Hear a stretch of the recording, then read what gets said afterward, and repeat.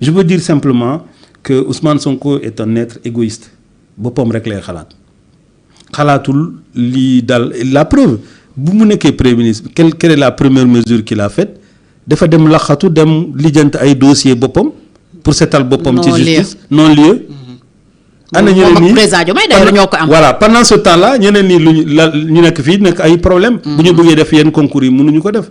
Donc il faut aussi que les gens soient sérieux. Donc je pense que le leadership de Ousmane Sonko pose fondamentalement de problème. Et puis Fatou, Ousmane Sonko mënutul dara amatul benn influence ci président Diomaye Faye. mu yor assemblée mën a daaneel gouvernement bi suba comme ni mu ko waxee. waaw mais loolu entre wax ak jëf c'est le problème. Aujourd'hui lu mu mën a def session bi 30 juin lay jeex tey bu woowee gouvernement bi daaneel ko. Tout de suite après le président peut nommer le même premier ministre et reconduire le même gouvernement. ñoom dañu war a xaar ba octobre beneen session. Ouais. Mais en temps tam Ousmane Sonko xëy na junjoon na ko d'ailleurs. dindi le fait que ñu limiter les motions de censure à une seule session. Mais il peut pas le faire même bu ko defee ça ne peut pas s'appliquer à un gouvernement qui est déjà formé. La loi n'est pas rétroactive. Pas rétroactive. Voilà. Elle ne dispose que pour l'avenir. C'est ça. Donc loolu c'est pas day wax rek. Mais en réalité ñaar yoon la ñu mën a censurer gouvernement et puis même première fois yi mënuñu ko parce que man su ma nekkoon premier ministre du ma dem ci def déclaration de politique générale. kon dañoo war a def ñoom ni Sonko ko defoon. waaw ci kanamu benn bokk yaakaar. bien sûr ma xaar ba octobre su ma ñëwee def sama déclaration de politique générale bu ñu ma defee motion de censure président ñu dem ñomewaat ma ñomewaat sama gouvernement. ñu war a xaar ba.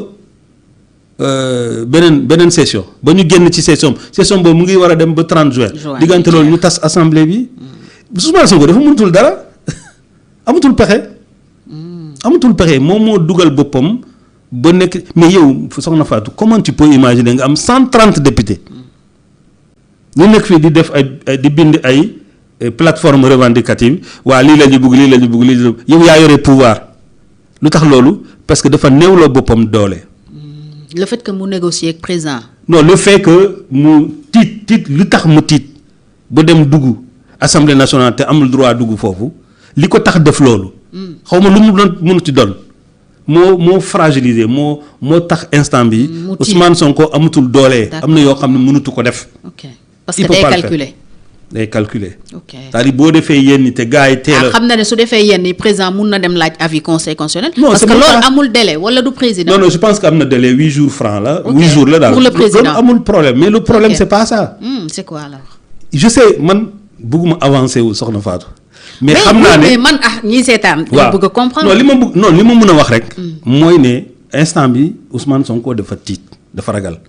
li ko tiitloo moo tax instant bi mënul jouer pleinement le rôle de chef de l'opposition ou de chef du PASTEF. li ko tiitloo ñun moom lañ bëgg a xam. waaw mais loolu xamuñu ko même kenn waxu ci dara. justice waxul non xamuma ci dara. mais xam naa ne instant bi sa waay des fois tiita ba tiit fu mu mën a yem. donc loolu tax na instant bi man su ma nekkoon waa PASTEF sax dama koy dindi teg keneen à la tête du PASTEF il n'est plus en capacité de décider. ah bon. mais non il n'est plus en capacité ñoom ñi jëm congrès ndax ko falaat.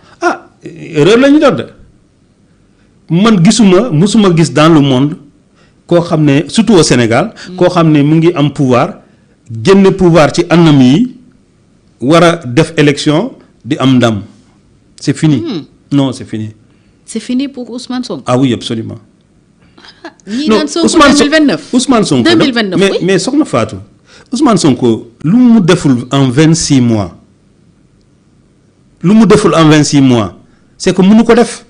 mais nee na moom ministre mi ñoo ngi doon liggéey. ministre Diomaye yi ñoo dégg naa loolu mais ça c'est déjà loolu mooy nga baal ma ci kàddu acte d'irresponsabilité la kilifa du wax noonu tous les ministres sont les ministres du gouvernement et c'est lui le chef du gouvernement. et nee na président Diomaye amul lu muy reprocher yeneen ministre Pastef yi du incompétence mais manque de loyauté. waaw nee na loolu la leen président di reprocher. parce que laaj na ko ne ko looy reprocher ministre yi. mu ne ko loyalu ñu. ndax munoo ñëw conseil des ministres génn conseil des ministres dem si biti naan Diomaye président Sonko 2029. dans tous les cas de figure le gouvernement bi mu jiite c'est un gouvernement qui a échoué parce que réew mi tanewul instant bi. daa gën a métti c'est-à-dire que dëkk bi nu mu meloon Macky Sall bu mu doon dem. ak léegi ute na. dëgg la tey la gën a métti. dëgg la ci fan boo gis nag. ça c'est vrai. tey la gën a métti Sénégalais yëpp ko yëgoon. voilà donc en terme de waaw donc koo xam ne ñu jox ko nguur président de la République jox ko lenge yëpp c'est la première fois dans le monde président de la République yëkkati poste ministre de l'intérieur ministre de la justice xaw ma sax ministre des forces armées jox ko premier ministre yow yaa leen tànn.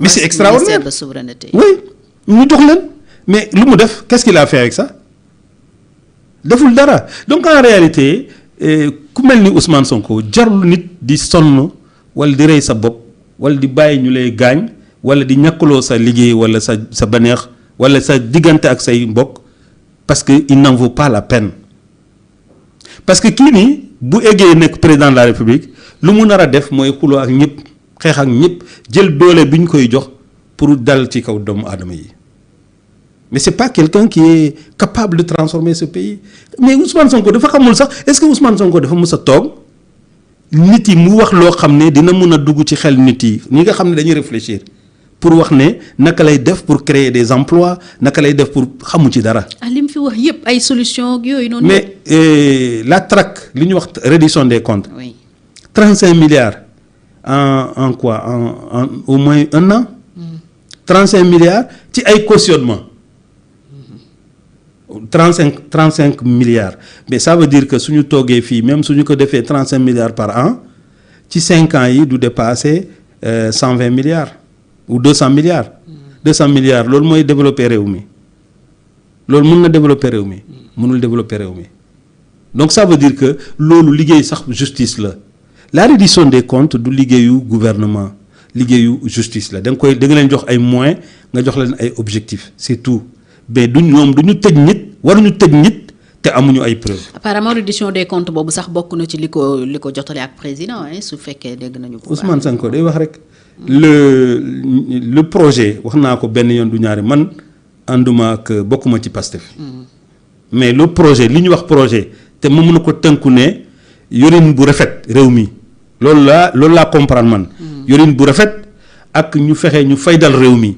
ñaar yooyu la pour man projet Pastef mën nañ ko wax ñaar yooyu rek yorin bu rafet réew mi na nguur gi na yore réew mi ci yorin bu rafet ak ñu faydal réew mi mais bu mu ñëwee ñu jox ko primature ak léegi est-ce que ñaar yooyu def na ci dara amul yorin bu rafet parce que ba léegi ay retour de parquet day am ba léegi ay procureur day jàpp nit te amul benn preuve ñu dem tëj la bu ñu lay bàyyi sax. ñu tëj la tëj bu symbolique pour mën a bañ a ñàkkaloo fayda procureur bi donc yooyu yëpp sans compter le fait que comme bi dafa daanu sans compter le fait que instant bi kenn respecté tuñu woon. gis nga affaire lu xewoon suñu supporters yi nekkoon Maroc dañ ko dax rek ñu bàyyi leen parce que je suis à peu près certain coïncidence la woon. non du coïncidence je suis à peu près certain bu mu demee foofu. dafa leen jaay loo xam ne amul. ba mu demee Maroc. waaw. man daal un jour nañu am seede mais soo demee dafa dem wax leen loo xam ne gars yi mere ko moo tax ñu tee sunu loolu laa njort. loolu nga gëm. waaw loolu laa njort. yaakaar naa ne loolu am na donc ça veut dire que Ousmane Sonko dafa ñu teg gàcce donc seen projet boobu ñu wax projet boobu ci loxo Diomaye la nekk et puis c'est tout à fait normal parce que Diomaye moo nekkoon un peu l'administrateur du parti. donc lu mu ci xam ak ñoom Birame Souleye lu ñu ci xam Ousmane Sonko xamu ci loolu c'est un viveur qui ne pensait qu'à s'amuser quoi. alors Ousmane Sonko suñ ko jëlee assemblée nationale supposons conseil constitutionnel jox avis favorable au recours de l'opposition ak non inscrits yi yaakaaroo mu mën a rendre le pays ingouvernable comme ni mu ko defee woon sous Macky Sall. dina ko jéem a def mais mënu ko. xam nañu ko léegi. soxna Fatou yaa ngi fàtte ne bokkoon naa ci ñi doon wax ne bés boo leen tëjee Sonko dëkk bi takk du tëj nañu ko këram 55 jours dëkk bi takk na dama ci ruusoon sax parce que bés bu nekk su ma ne bés boo leen fii tëjee Sonko dëkk bi dina takk ainsi de suite buñ ko tëjee 55 jours dëkk bi takk na. jàpp nañu ko foofu yóbbu ko ci affaire téléphone portable. yóbbu ko kaso toog na foofu 8 mois. dara xewul non c'est-à-dire que ñi ko war a gérer ba léegi ñu ngi ci réew mi ñi def loolu. ñu ngi ci réew mi c'est-à-dire bu fi bouger tey li ko daloon mooy ëpp instant bi. surtout que président recevoir na temps yii général Moussa Fall. Ah bon? Non, il aurait je mets au conditionnel il aurait reçu le général Moussa Fall. mais recevoir na Antoine Diome on a vu les images. Pour le général. oui c'est pas waaw. Antoine c'est pas grave mais général Moussa nag c'est un peu grave. ñoom parce que ñu ngi ci ñaxtu de. xanaa président non su booba président dafa bëgg gars yi daw quoi. daw jógee ci réew mi non xam nga soxna Fatou nañu wax sérieusement réew mi du réew révolution xam nga lu tax trop souvent dañu ñàkk xam lan mooy Sénégal. Sénégal c'est un dëkk la boo xam ne nit yi dañoo dajee ñiy jógee nord ñiy jógee est ñiy jógee sud am na ñoo xam ne sax ci Cap-Vert lañ jógee maanaam donc de l'est donc daju c'est un lieu carrefour. lieu carrefour boobu les gens ont appris bien avant nasaraan yi ñëw nit yi ils ont appris à vivre ensemble.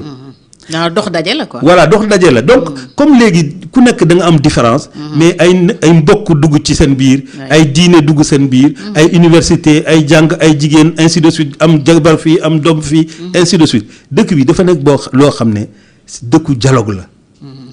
Sénégal nag wax moom mun nañu ko.